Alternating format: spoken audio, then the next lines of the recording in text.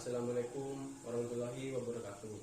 Perkenalkan, nama saya Rifaldo Nur Ramadan dengan NIM 2008 0310 2006 dari Prodi D3 Administrasi Keuangan dengan materi Keuangan Inklusi dari kelompok 1. Di sini saya akan menjelaskan tentang manfaat inklusi keuangan. Baik, sebelumnya saya akan menjelaskan apa itu inklusi keuangan. Definisi inklusi keuangan dilansir dari Bank Dunia adalah hak bagi setiap individu atau bisnis yang mempunyai akses untuk mempunyai keuangan yang cukup, mampu untuk membeli barang atau jasa dengan cara efektif dan berkelanjutan. Jadi, inklusi keuangan ini bisa diartikan sebagai keadaan masyarakat dalam mengakses atau menggunakan produk layanan jasa keuangan seperti perbankan, asuransi, investasi, dan teknologi finansial dan lain sebagainya. Di sisi lain, untuk mendukung tercapainya inklusi keuangan diperlukan pula literasi keuangan. Tujuannya agar masyarakat paham dalam memilih dan menggunakan produk keuangan yang sesuai dengan kebutuhan mereka dan tidak lagi memiliki skeptisme atau curiga terhadap produk dan layanan keuangan lainnya. Baik, kembali ke pembahasan pertama, yaitu manfaat inklusi keuangan. Manfaat inklusi keuangan tentu sangat banyak dalam membantu pertumbuhan ekonomi nasional. Menurut Bank Indonesia, peningkatan inklusi keuangan sebesar 1% saja telah membantu pertumbuhan ekonomi sebesar 0,03%. Di samping itu, manfaat inklusi keuangan berperan penting dalam upaya penurunan tingkat kemiskinan, penambahan lapangan pekerjaan, dan meminimalisir kesenjangan sosial di tengah masyarakat.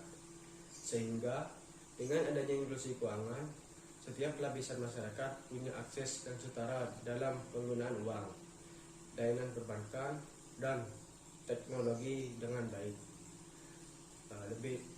Lebih luas lagi, keberadaan inklusi keuangan dalam tatanan perekonomian nasional memberikan sumbangsih cukup besar untuk negara, di antaranya yang pertama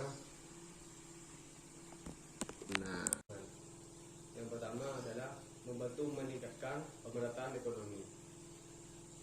Dikutip dari laman resmi Finsa, inklusi keuangan mempunyai efek yang sangat besar karena mampu membantu meningkatkan pemerataan finansial dalam seluruh lapisan masyarakat.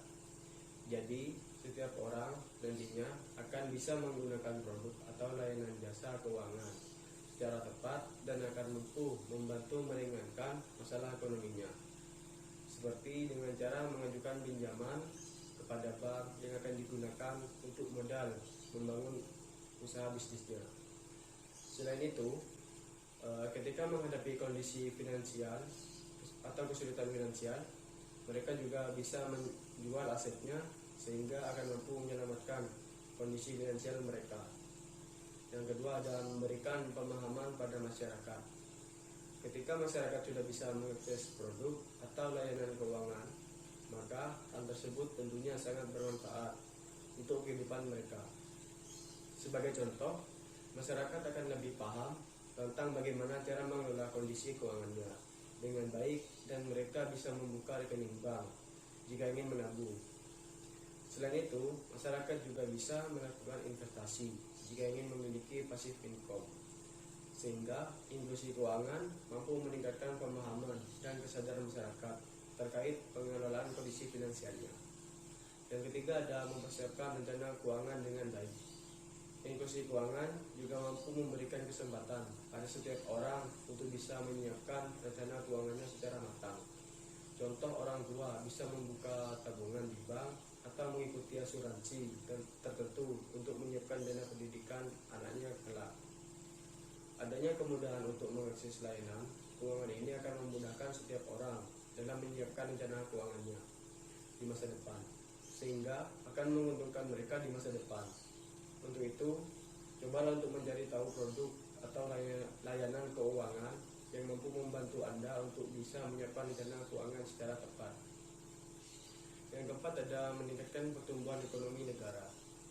Manfaat lain dari adanya inklusi keuangan adalah guna membantu meningkatkan perkembangan ekonomi pada suatu negara. Kenapa? Karena sistem keuangan negara akan stabil jika kegiatan ekonomi di dalamnya bisa meningkat. Selain itu, masyarakat juga bisa mendapatkan pinjaman modal untuk memulai bisnisnya, sehingga akan mampu menyerap lebih banyak tenaga kerja. Jadi, tingkat pengangguran pun akan mampu ditekan ketika banyak tercipta lapangan kerja yang dibuat oleh para pebisnis. Ketika angka pengangguran pada suatu negara bisa berkurang dan tidak ada kesenjangan sosial di masyarakat, maka tingkat perekonomian pada suatu negara juga pastinya akan menjadi lebih kuat. Hubungan inklusi keuangan dengan literasi keuangan. Terdapat istilah lain selain inklusi keuangan, yaitu literasi keuangan. Berarti dari tiga. Hubungan inklusi keuangan dengan literasi keuangan. Jadi, pada dasarnya literasi keuangan adalah kemampuan, keterampilan, pengetahuan, serta keyakinan yang mampu mempengaruhi sikap ataupun perilaku untuk bisa menentukan kebijakan yang tepat terkait finansial. Walaupun saat ini sudah banyak layanan keuangan yang tersedia, Anda akan tetap kesusahan dalam mengatur kondisi finansial tanpa adanya literasi keuangan. Karena literasi keuangan erat kaitannya dengan pemahaman setiap masyarakat dalam mengatur kondisi keuangannya.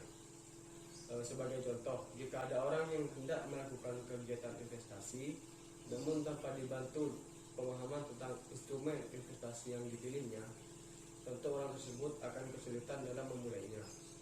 Berdasarkan survei yang dilakukan oleh Survei Nasional Literasi Keuangan (SNLIK) pada tahun 2019, menunjukkan bahwa indeks inklusi keuangan masyarakat Indonesia menyentuh 76,19%, sedangkan indeks literasi keuangan menyentuh angka 38,3%.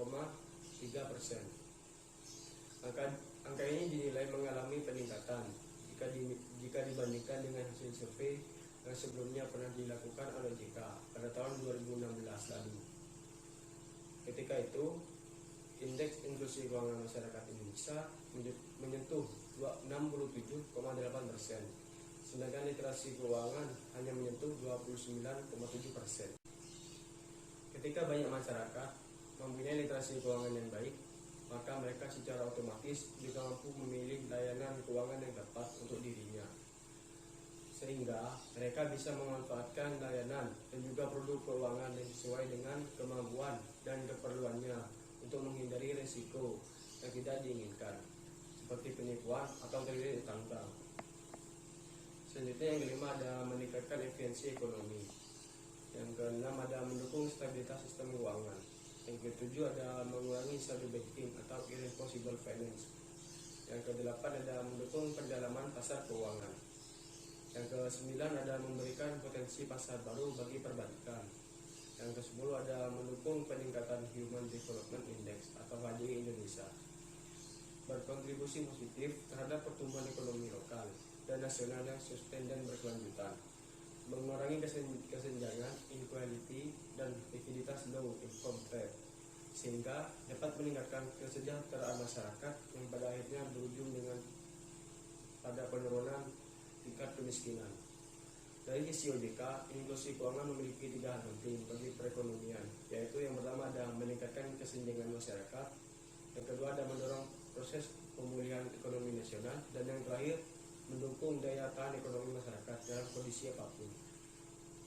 Dikutip dari siaran rilis OJK, anggota Dewan Komisioner OJK bidang edukasi dan perlindungan konsumen TIRTA mengatakan, dengan tingkat pengetahuan dan pemahaman masyarakat yang lebih baik mengenai produk dan layanan keuangan, diiringi kemampuan pengelolaan keuangan yang memadai, akan dapat mendorong masyarakat untuk menggunakan produk layanan keuangan yang sesuai dengan kebutuhan dan kemampuan mereka dalam beraktivitas ekonomi. Baik, selanjutnya adalah tahapan-tahapan dalam keuangan inklusi. Kesadaran akan pentingnya inklusi keuangan yang dapat dibangun dengan literasi keuangan. Strategi nasional literasi keuangan yang dibuat oleh OJK menjelaskan bahwa meskipun indeks utilisasi jasa keuangan di Indonesia hampir mencapai 60%, namun indeks literasi hanya sekitar 22,3%. Hal ini berarti banyak nasabah yang menggunakan produk-produk jasa finansial tanpa pengetahuan yang cukup akan produk tersebut. Hal ini memacu OJK untuk berfokus pada literasi keuangan sebagai cara untuk meningkatkan inklusi keuangan yang ada di Indonesia. Apabila nasabah telah memiliki pengetahuan yang sudah memadai, intervensi selanjutnya untuk mencapai inklusi keuangan adalah dalam bentuk transaksi pembayaran. Masyarakat yang kurang mampu dan rentan dapat memiliki akses pada sistem keuangan ketika mereka menerima transfer dari pemerintah melalui program Government to Person atau G2 yang bersifat non-cash. Apabila masih ada sisa saldo dari transfer tersebut yang belum terpakai, langkah selanjutnya adalah melakukan penyimpanan atau saving. Setelah simpanan terakumulasi, maka masyarakat akan membutuhkan lebih banyak sumber daya. Dan karena sekarang mereka sudah dalam jangkauan perbankan, ada kesempatan untuk menerima kredit dari lembaga keuangan formal. Lama-kelamaan, masyarakat akan sadar bahwa mereka membutuhkan asuransi untuk melindungi keluarga dan harta mereka. Untuk masyarakat yang tidak miskin, setelah mereka memiliki kesadaran terhadap jasa-jasa keuangan, mereka akan menggunakan hal tersebut untuk menabung ketimbang sebagai sarana pembayaran. Langkah-langkah selanjutnya mengikuti langkah inklusi keuangan pada masyarakat miskin.